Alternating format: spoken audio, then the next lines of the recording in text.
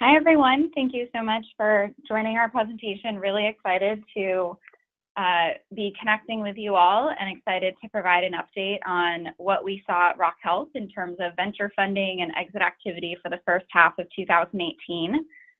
Want to give a special welcome to our partners, as well as some folks who are on the line who are considering partnership. What you'll see today is really a snapshot of the research that we make available to our partners. You'll get a sense of our funding database, as well as the kind of insights and expertise that we're able to share. So my name is Megan Zweig. I don't think I've had a chance to meet all of you, although I do know a lot of you, so it's nice to connect again. I oversee research at Rock Health, so really try to make sure that we're a thought leader in the space and kind of managing the research team to produce all of the content that we'll be walking through today. There should be an opportunity to ask questions. So I believe on the right side of your screen, there is a chat box. So at any time throughout the presentation, we'll be checking that question box. I'll probably take some of those questions throughout. And then at the end of the presentation, I'll leave about 10 minutes or so just so that we can have a conversation and I can address any questions that I didn't get to during the presentation. For the duration of when I'll be presenting, we'll keep everyone on mute just to avoid any background noises, but towards the end of the call, I can unmute you all so we can have more of a direct conversation during the Q&A portion. So as context, I just wanted to start by giving you a little bit of a background on where Rock Health or how research fits within the Rock Health team and strategy. So of course, our research really helps support our ability to invest in impactful companies. So we have really tight collaboration with our venture team. Our research is also really intended to support the work that you see at our conferences and inform those topics and speakers and content. And then, of course, we publish a lot of work. And so that's what you see across this slide. We're putting out quarterly market intelligence reports on the venture space, specifically as it relates to digital health companies in the US. That's what I'll be talking about today. We also do a lot of work on consumer adoption. So you can look forward to that report coming out in the next month. Really doing a deep dive on how consumers are adopting tools like telemedicine and wearables and their perceptions of those various companies offering those tools. We also do some digital health snapshots, so market landscapes and scans on emerging areas. Right now, my colleague Chipper is really honing in on the addiction space and how technology is being leveraged to treat substance use disorder. So that's something to look out for in the next couple of months. And then we do deep dives on special topics. So you may have seen earlier this year, we put out some research on AI and machine learning and the implication for the healthcare space. That report is out. We also just had a big event on that, the Enterprise Insights Forum. So excited that some of you were able to be there with us. If you ever want to talk about AI and machine learning, definitely happy to connect on that because that has consumed a lot of our team's brain space across the past year. So again, today really want to dive into our most recent quarterly report, our H1 report on venture funding in the digital health space. And just to provide a reminder of where all this data comes from, our team manages our digital health funding venture database. So in there, we are capturing every deal that happens with a US-based digital health company. That deal needs to be over $2 million for it to go into our database. Anything under, generally, it's pretty variable in terms of whether or not that's publicly reported. And so to get a really clear signal on the space, we do set that $2 million threshold. And when we put those deals into our database, we're capturing lots of different types of information, some of which you would expect. So things like the size of that deal, who the investors are, the round, the location of the company, who the CEO is, what they do. But then we've also started to capture some of this information that you see on the right-hand side of the screen. So what's the value proposition of that company? I believe we have 18 or so value props that we track. So everything from monitoring of disease to patient adherence to population health management to research and development catalysts. So things like supporting drug discovery and other areas of the pharma pipeline. We also track differentiating technology. So what are those supporting technology tools that companies are leveraging, whether that's wearables, genomics, telemedicine, AI, machine learning. We track that. We also track if the company is serving a particular population or clinical indication. So is this company focused on the diabetes population? Are they providing a mental health solution? And then, of course, we track the business model. So who is the target customer segment and who is the end user segment? And tracking both of those gives us a sense of kind of which companies are selling direct to enterprise, direct to consumer. And because we track both customer and end user, we can also look at which companies are B2B2C, and we'll be looking at some of that data later. So as always, if you have questions about this database, questions about navigating it on your own, or would like us to do some additional drill down analyses for you, definitely reach out to us. So with that data in mind, we kind of did our H1 analysis, and the overall takeaway is that the trend that we're seeing is actually pretty similar to what we reported last year. So last year, you might remember, we said it's a record-breaking year. It was a record-breaking year at the half. It was a record-breaking year at the end of the year, and it's more venture funding in 2017 flowing into the digital health space than we had ever seen before. And it's the same story this year. So it's a little bit of deja vu, where across the first half of 2018, we've seen $3.45 billion invested in digital health companies. That is very much tracking alongside what we saw last year. This isn't a fluke. I think this is what we would expect from digital health, which is becoming a more stable, emerging investment sector. And I wanted to kind of show you this more in-depth graphic. The way that you would interpret this one is those dark green bars represent the number of deals that have closed each year. That light green bar is the total dollars that have been invested. And then those gray circles on the bottom represent the average deal size. So you can see all of these kind of variables that we're tracking have been increasing over time. And what I would say is that the space is really now more defined by these committed repeat investors who are supporting emerging dominant companies. So those companies are realizing validation milestones, they're scaling commercialization, and so they're raising these later stage rounds. What's interesting is we have put projections in here. Of course, those projections have yet to be seen if they'll come to fruition, but we actually did do an analysis from 2011 to the present to look at how did first half funding compare to total year funding, just to see if there were any blips in terms of H1 funding being generally greater than H2 funding. And what we found is that on average, H1 funding represented, I think it was like 49.7% of total year funding. So what that said to us is H1 funding is a pretty good indicator of what we should see at the year end. So with that in mind, what we would expect is that 2018 will yield kind of the most venture funding that we've ever seen in this space. We've put the projection of 6.9 billion just by doubling what we've seen so far this half, and kind of the same goes for the number of deals. I do want to call out that the average deal size has grown fairly significantly.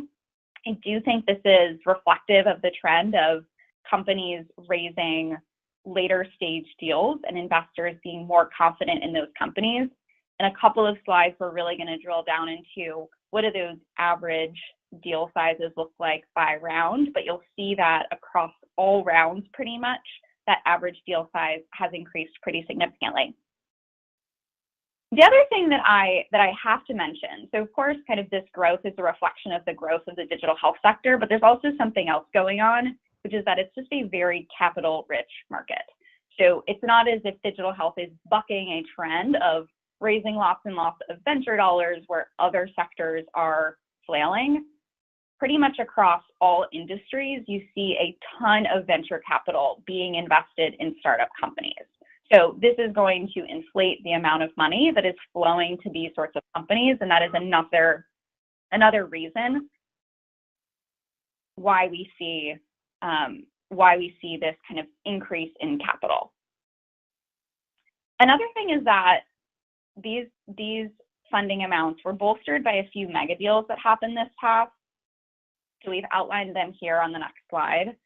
Last year, there were a few more mega deals. You might have remembered we recorded Outcome Health, $500 million deal, Peloton, the connected bike, I think raised $350 million by the half year last year.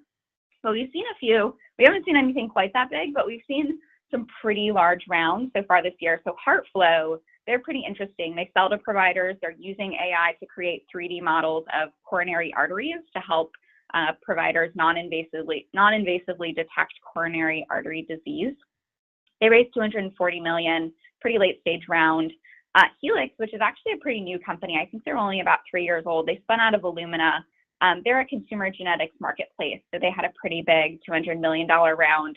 Collective Health, one of Rock Health's portfolio companies, they're selling benefits solutions to employers. They raised $110 million. And then Livongo had a pretty interesting half. They raised this really big round to continue selling to employers and payers. They have a solution to help manage chronic conditions. They also acquired Retrofit. So Retrofit offered a DPP, diabetes prevention program, which kind of enables and strengthens Livongo's position in that space. So, particularly as a competitor to Omada. All of these companies are based in SF, which definitely contributes to what you see on the next slide, which is that capital and companies is definitely still concentrated in California, probably no surprise to anybody on the line. About 38% of overall funding went to companies that are based in California.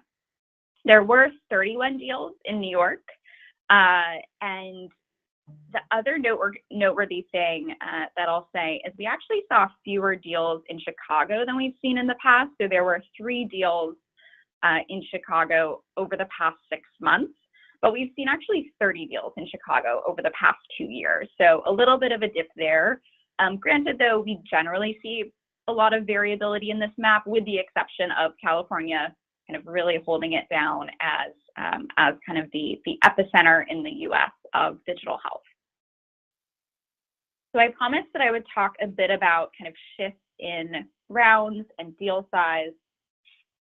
So we've broken it all down for you here. And again, I'll kind of walk through how to interpret this particular graphic. So the length of each section of the bar represents the percentage of deals that fell into that round. So for instance, let's take a look at that 2018 bar. It's about 21% of deals were seed stage in that. So that's the first kind of light green part of the bar. The way you interpret the 5 million is 5 million is the average deal size among seed stage deals.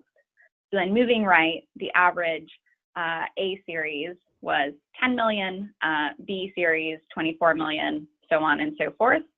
So a couple of things. One is that digital health is still an emerging space. There are still a lot of companies that are early, that are raising their seed round, that are raising their A round. But you can pretty much see across the board through all of these stages that there's been an increase in the average deal size. So for instance, if you look at the seed stage, average deal size really hovered around 3 million for a pretty long time, and now it's jumped up to $5 million. Similar when you look at kind of seed C stage rounds, that jumped from, started out around 26 million in 2011. It's fluctuated over time, but has jumped pretty significantly this year to 36 million.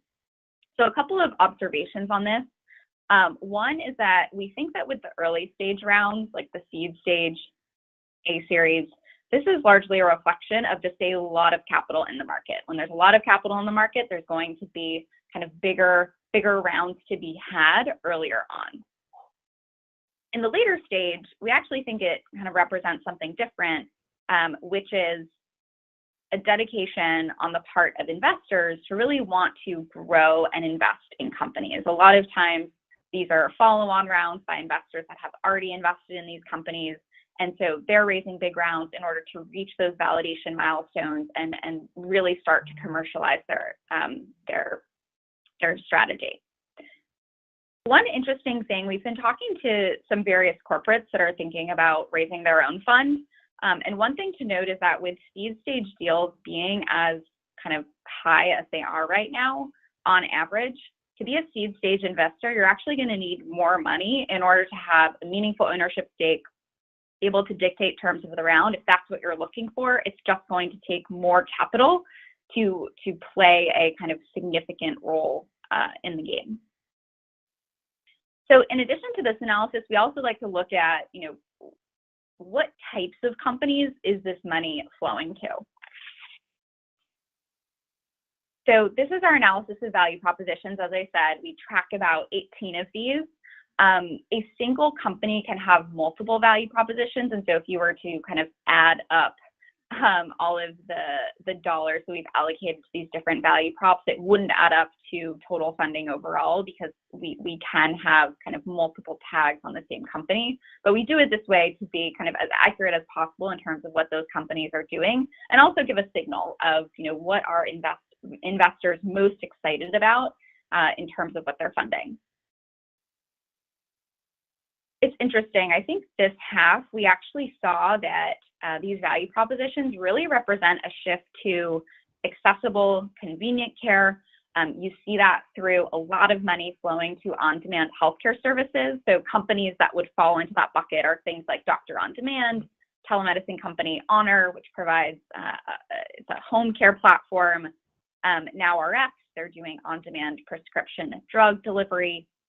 So lots of different kind of ways to provide these services and lots of different types of on-demand healthcare services, but all kind of filling this demand on the part of consumers for more accessible, convenient, low-cost care.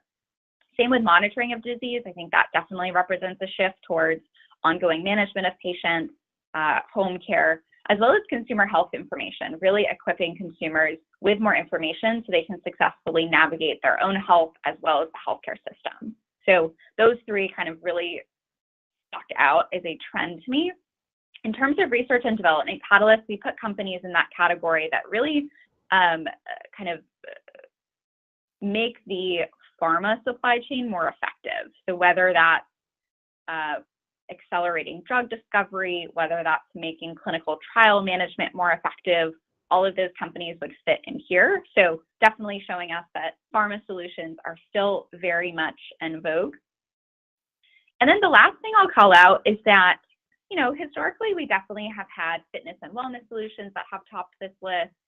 But there's definitely a migration towards more clinically focused solutions. You see that through monitoring of disease being well-funded, diagnosis of disease, treatment of disease. A lot of times digital therapeutic companies are doing all three of those.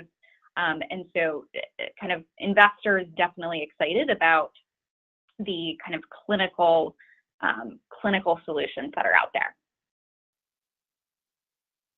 And I do see your question about AI, so wanted to get into that. So kind of separately from the value propositions, we also track differentiating technologies. So we're looking at here on the right, on the far right, the most funded differentiating technologies for the first half. So the top one was telemedicine, so 32 deals, $715 million invested in those companies. AI, machine, and deep learning were a close second. So we really kind of look at, are these companies leveraging machine learning to advance their central business models? 43 deals kind of fit that definition. And the third was digital medical device. So for those interested in AI, you can see that kind of over time, there has been an increased amount of funding. There was a spike in 2016. I'll tell you that was actually from a Flatiron deal that was over $100 million. So that's why there was that spike. But over the past few years, pretty consistent funding. And just remember the H1 number is just for this half. And so it's definitely going to surpass the 2016 and 2017 numbers. From a deal flow standpoint, we see a lot of companies, I think about 20 or 30% of our deal flow has some sort of AI component to it. And again, if that's a space you're interested in, happy to share some of our blog posts or our kind of full full research report on that front. The other thing I'll say about telemedicine is I feel like I've seen a lot of articles over the past half about, telemedicine is really hitting its stride, telemedicine is hitting an inflection point. So I wanted to make a couple of comments on that. We see regulations loosening, so there's also greater reimbursement for Medicare Advantage plans and for providers that are participating in downside risk arrangements. There's more opportunity to reimburse telemedicine services. What's interesting, though, is I think there was this hypothesis with telemedicine that providing that kind of upstream, proactive, accessible care would prevent downstream utilization. And there was an interesting study in Health Affairs, I think it came out last year, which saw that the most telemedicine utilization was new utilization. And so people that otherwise kind of wouldn't necessarily use this service started to use it because it was so accessible and convenient. And so it actually increased cost of care for low acuity conditions. And so I think kind of that is particularly interesting because one of the initial hypotheses about telemedicine hasn't really been borne out, but you do see a lot of digital health companies, especially taking advantage of asynchronous telemedicine. So companies like Hims, which is the male sexual health startup, or Nurx, which provides kind of a platform to get birth control prescriptions. They both raised rounds in the past couple of months. And so it's really an asynchronous connection between the patient and then someone on the other end who's able to evaluate their condition, prescribe this drug. That allows for a lot of efficiency on the provider side. They can really respond to those when they want in batches. And it kind of pulls us away from, I think, the traditional idea of telemedicine, which initially was this is going to be, a live face-to-face visit between a patient and provider. And we're seeing companies really leveraging it in a lot of different ways, and oftentimes to sell something else that isn't necessarily the telemedicine visit, right? That's what Nurx and Hims are doing. They're leveraging that platform to be able to sell prescription drugs and other services to patients.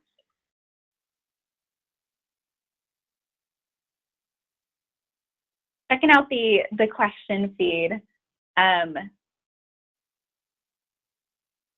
So I should have mentioned this actually. So at the beginning of this presentation, we're definitely diving into what venture funding looks like. I'm going to pivot and talk a bit more about the exit market.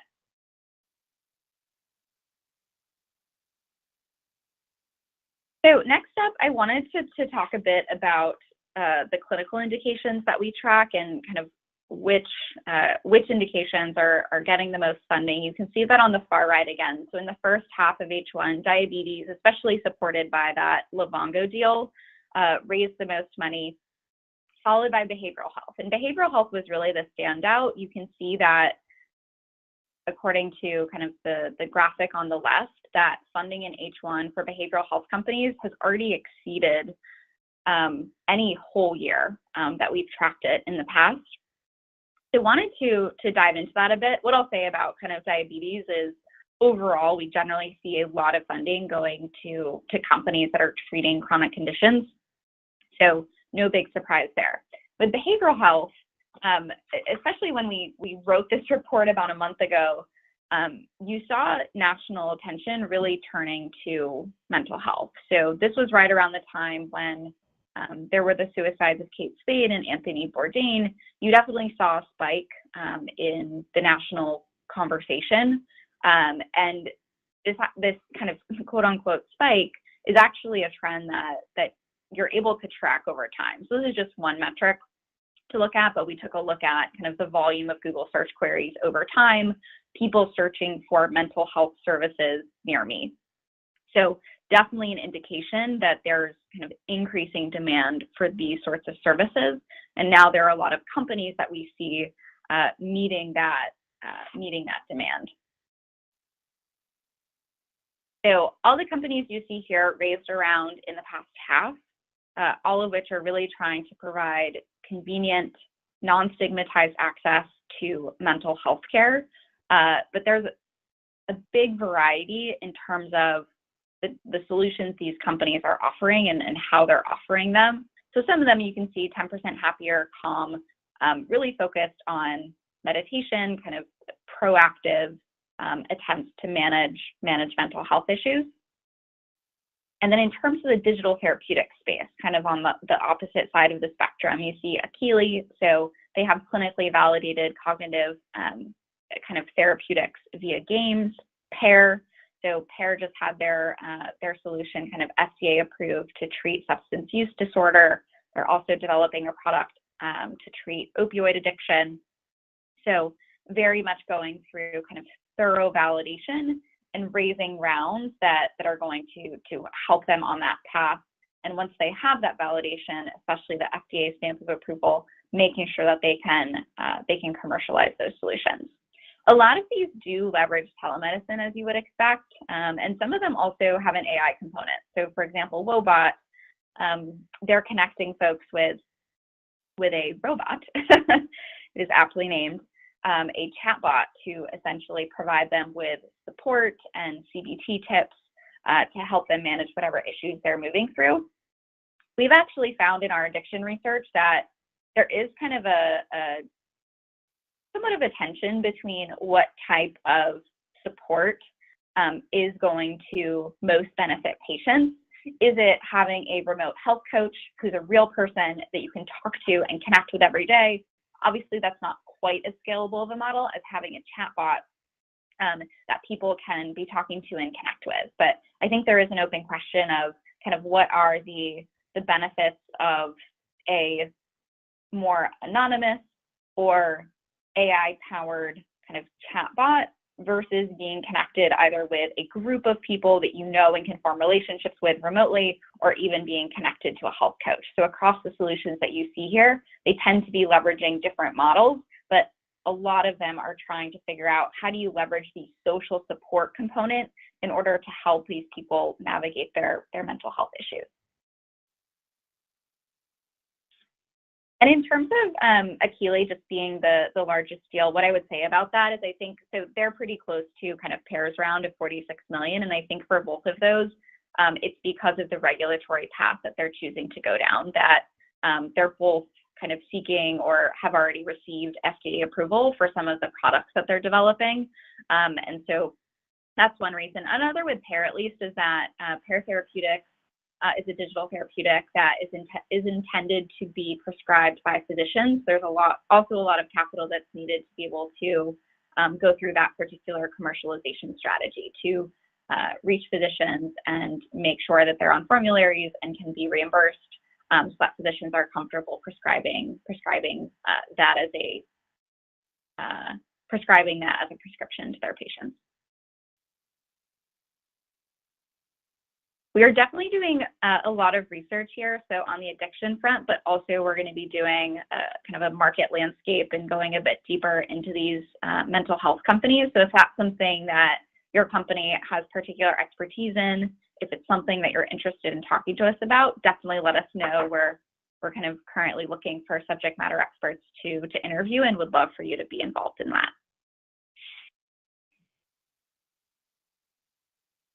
In terms of the business models that we're seeing across these digital health startups, it's a lot of what we've seen in the past. And I know we've kind of said this many, many times. I will say it once more because it's reflected in the data, which is that digital health companies tend to be B2B companies. So the vast majority of companies, in this case, kind of 61% are exclusively selling to enterprise. Another about 17% are selling both to enterprise, and they also have a direct-to-consumer strategy.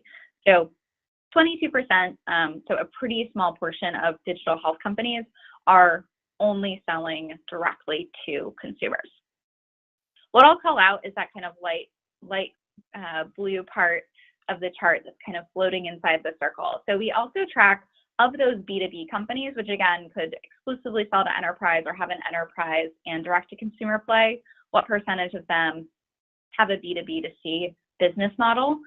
We do see that a lot of companies, 32%, are relying on employers, payers, providers to purchase these solutions and, of course, provide them to their members and populations. So definitely something that we're continuing to see. And I wanted to talk a bit about just the investor landscape, because I think it's an important part of the overall picture in terms of why we're seeing so much more money flowing into digital health. I think initially we kind of questioned if these tourist investors, so investors that weren't historically healthcare investors, were making their first time investment in digital health. I think we really questioned if they were just attracted by the hype of the space. Healthcare has such interesting, obvious, complex challenges to solve. And there was kind of this aha moment of like, wow, technology really can transform this space. And so a lot of companies rush to leverage those technologies. And there were also a lot of tourist investors that rushed to support them. And so I think we questioned if those tourist investors would develop the conviction, the patience, the expertise required to commit to and stay in this space. And the way that the data has been borne out is that they have become kind of more committed investors. I really like this slide because I think it really clearly illustrates that shift. So the way that you interpret this graphic is the light green part of the bar represents new investors. So those investors that, for this particular year, made their very first investment in a digital health company. The dark green is the opposite. So the dark green part of the bar represents repeat investors. They've made at least one, if not more, digital health investments.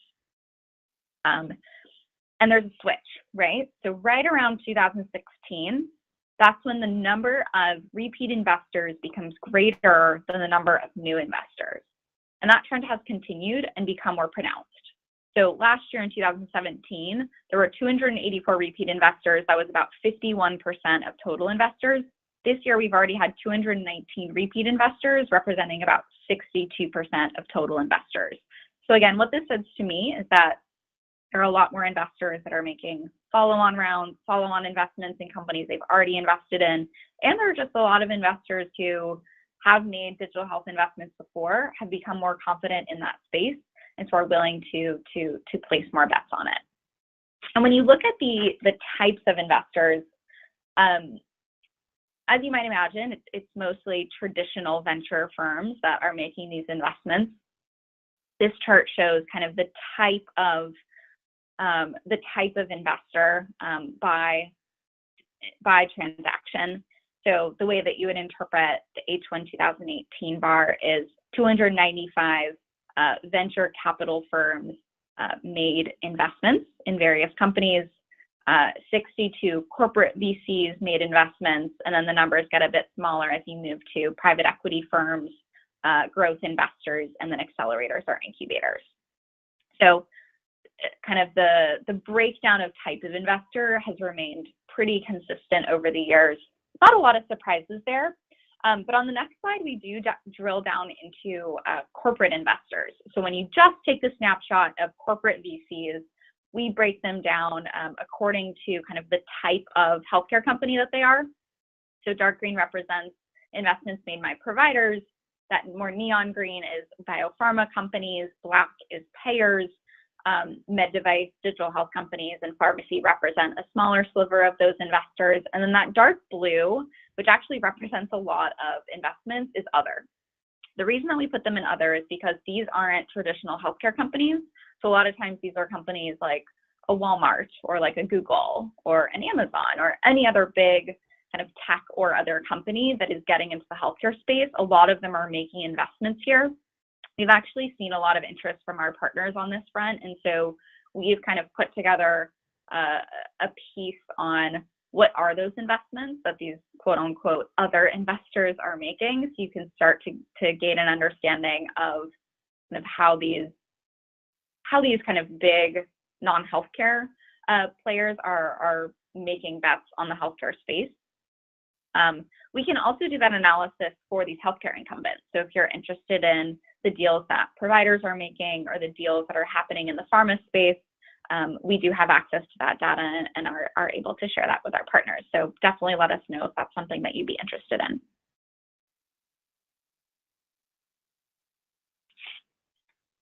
Okay, so I wanted to pivot and start talking a bit more about exit activity. The first thing is that there have been no IPOs this year. There were no IPOs last year of a digital health company. I think the last one we had was back in 2016. I'm going to talk about that more, but just wanted to set that context. Want to dig into digital health acquisitions. So what we see is that M&A deals are largely on pace with 2017 in terms of number. So there have been kind of 60 60 acquisitions of digital health companies so far this year. It doesn't look like it's necessarily going to match the number of acquisitions that we saw back in 2015, but it is on pace with what we saw last year. And so I think there's this question of, should we expect IPOs? Should we expect more acquisitions? And one thing that does matter is that, one, there's a lot of capital in the market, and two, it's a pretty consolidated market in terms of the healthcare space. So lots of mergers, lots of consolidation, lots of big incumbents. And so what that means is that there are a lot of companies that could be potential acquirers. And so when we think about the digital health space, we do think it's a lot more likely that these companies are going to find a successful exit via an acquisition as opposed to an IPO. I'll show some data on this, but they're really kind of the public markets have been waning since kind of the boom of kind of the tech boom of the 90s. There just aren't as many companies on the public markets, aren't as many IPOs as we've seen in the past, and so we would expect kind of that trend to remain consistent with digital health exit activity. The other thing is that a lot of times these digital health companies, they may be offered a lucrative acquisition before they reach that predictable revenue scale that's going to allow them to function more independently on the public market and be able to take that risk. And we see that in terms of who's acquiring these companies, a lot of times it's actually other digital health companies. So they have a desire to grow via new product acquisition, new hires. So it may not necessarily be surprising that those digital health companies are actually looking to other digital health companies to grow their market reach and their competencies. So for instance, TrueClinic, Reach Health, Avizia, they all actually were acquired by larger digital health companies this year. And the way that you would interpret this graph is we're showing year over year what percentage of those digital health exits were attributed to different types of acquirers. So that dark kind of green part of the graphic is showing the percentage of those acquisitions that were made by digital health companies versus tech companies versus providers, private equity, as well as other. Info on deal size, that is a great question. So what we've kind of on this next slide, we've outlined kind of some of the most notable, biggest acquisitions of this half. Deal size is super tricky. The vast majority of deals, actually I'm going to flip back a couple of slides. So only 17 of those 60 deals had a disclosed deal size. So 43 were undisclosed. And so we actually don't report on average acquisition size. It is something that we track. So if you're really interested, we can let you know what that number is, but we don't publish it because we actually don't think it's a really clear signal of how large these deals are when the vast majority of those deals, they don't necessarily disclose the deal size. So that's why you don't see that reported. But we do report it when individual deals report it. So in this case, you can see that Roche acquired Flatiron for nearly $2 billion earlier this year. Kind of the biggest acquisition that made waves in the past month was Amazon acquiring PillPack. And I actually think that's like a really good case study of why we think an acquisition is going to be the most common exit point for these digital health companies. So if you think about Amazon, obviously they're thinking about making very big moves into the healthcare space. It would be really hard for Amazon to figure out, or maybe not really hard for them to figure out because it seems like Amazon can do anything, but it would take some time for them to figure out how to do nationwide contracting and licensure, figuring out the supply chain for drugs, how to do home delivery. It's a highly regulated space. And so instead of figuring that all out themselves, they've acquired PillPack, who has figured that out across all states in the US. And so this makes it a lot easier, as you can imagine, for Amazon to enter that space. And so again, a lot of these digital health companies are potentially going to find themselves being very much needed by these larger companies and having some sort of synergistic offering that is going to help that large incumbent. Same thing with Roche and Flatiron. So kind of the Flatiron acquisition definitely supports Roche's digital strategy, thinking about how they can leverage that data that's been kind of created via Flatiron's oncology EHR offerings and workflow offerings. So Roche figuring out how to leverage that data to support virtual real-world clinical trials.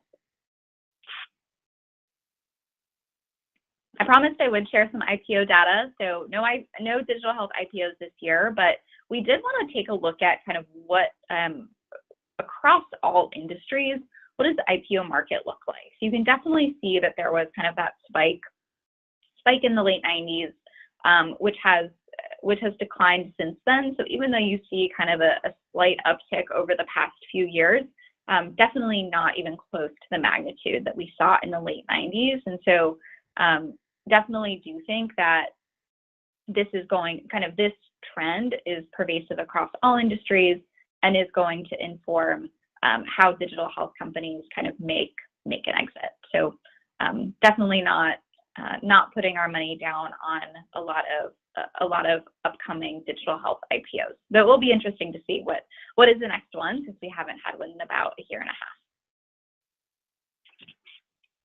There are a handful of digital health companies on the public markets, and we've listed all of them here. We actually have kind of a public tracker that we make available, looking at kind of the live stock prices of all of these companies. Probably pretty intuitive, but in the dark green, we've put kind of those companies that have seen the greatest year-to-date change in terms of their stock price. So Tabula Rasa, Evolent, Teladoc, iRhythm, definitely topping the charts there. Only 4 companies saw a decline in their stock price. And overall, this index, so just of these companies, is up 22% on the year. That's relative to the S&P, which is up only, at the time we looked at this in early July, it was only up 1.7%. So definitely good traction in terms of those digital health companies that are already public. So I promised I would leave some time for some more questions, and I'm definitely going to review the comments that you've left. But that is all of the kind of the slides that I had to share with you. If you do have questions, definitely reach out to us. My email is megan@rockhealth.com. Pretty much if you know the first name of any Rock Health team member, then you know our emails. It's all just first name @rockhealth.com, so it should be pretty easy to get in touch with us. Really appreciate you listening in. Again, happy to kind of answer any questions that you may have about that database, which is so fundamental to us doing this analysis and allows us to do much deeper dives than even what we went through today. So as you have interest or questions on that, definitely happy to field them. Again, thanks for joining us so much, and look forward to keeping in touch and giving you an update at Q3. So we put out a report like this every quarter. So next up will be October 1 release date. So if you have any suggestions for where we could go deeper and where you would like to see additional analysis, definitely let us know, because this is something that we're actively tracking and looking into deeply every few months. Okay, thanks again, everyone. Have a good day.